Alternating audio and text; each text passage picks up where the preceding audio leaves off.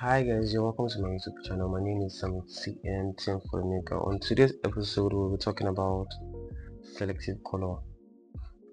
Selective color is an important adjustment tool that is used in Photoshop. Selective color, as the word implies, or as the word says, selective color, it helps you select an individual color to work with. So if you want to select let's say a blue color and you want to add another color in that blue color, it is possible. So selective color gives you that privilege. So on today's episode, we'll be using this picture right in our screen. This was one of the pictures I shot last year. So quick one, if you have not updated your camera roll, please do so, because there are interesting features here you can work with. We have the lens blur. So I'm going to do a tutorial on that, but for today, let's dive into selective color. So just press open. So this is our image. Firstly, we go down here, and here it is, selective color.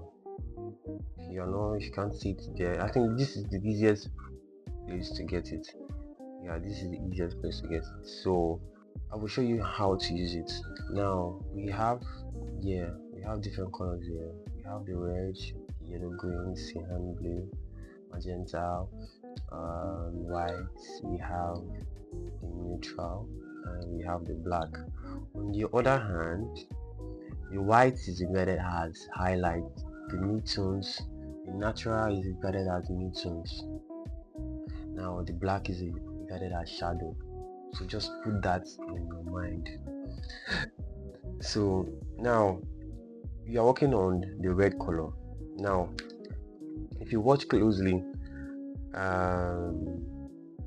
in this image, the color closest to red is the skin, and I think we will find it at the shadow area of the close to this place. That is where we'll find red. Now it will be easier if we use white, because if we use white or green to explain this. So let's just go to white, color white. So now we have our cyan, we have our magenta, we have our yellow, we have our black. So if I move my slider to this side, I'm taking it to the red side. So this place is red, green, blue, and what? This place is white. So the opposites. So if we come to this place, that's where we now have the cyan.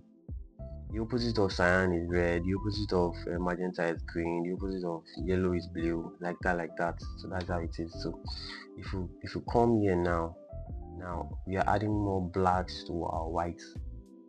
So if you go down, and it's making it cool. If you check, let's go out before and after. Now if I want to make the white look yellowish, what will I do? Now on this yellow slider, we have to the left to give us blue, to the right to give us yellow.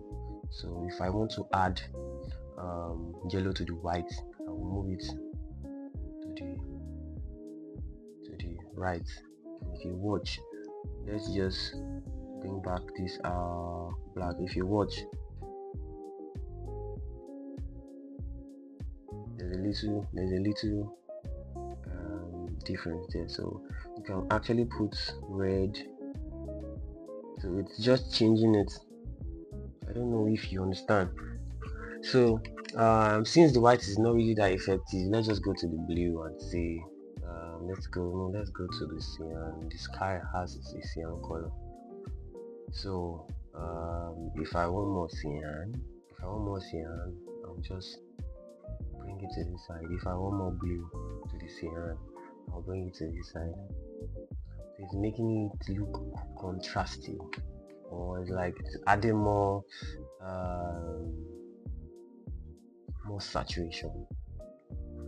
So the same thing goes to the if I want it to be dark, if I want to add some shadows to the cyan, I carry my slider to the right, so making it dark, making it white.